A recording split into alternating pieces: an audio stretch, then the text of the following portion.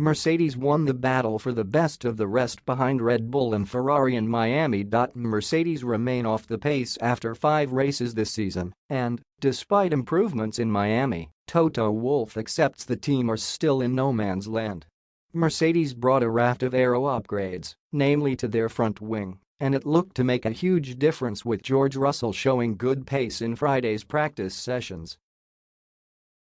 The porpoising, which had been so evident for the state of the season, was nearly non-existent as well, leading to some suggestions they could spring a surprise challenge at the front. But Saturday brought the team back down to earth with Russell unable to get the same joy out of his car in qualifying, failing to get out of Q2.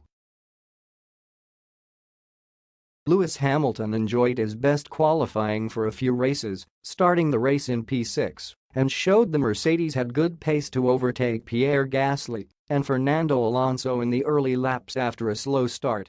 P5 appeared to be Hamilton's for the taking until a safety car period brought Russell back into play. The young Brit eventually made his move on his teammate with Mercedes securing 5th and 6th.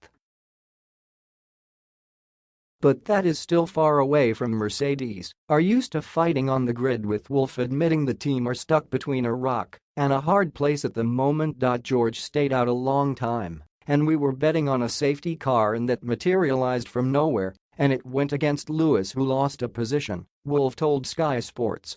At the end of the day, there is no happy or not happy moment at the moment, just because we're a bit down. We're 3rd quickest on the road, and we're in no man's land. We had a good Friday. We need to dissect why that was and then come back. He added, this is where we are. We're not as quick in qualifying, and we are behind the Red Bulls and Ferrari. There was a good tussle between the 2 Mercedes drivers on the track after the safety car as well. Russell had the advantage on much fresher tires, but Hamilton wasn't willing to give up his position easily.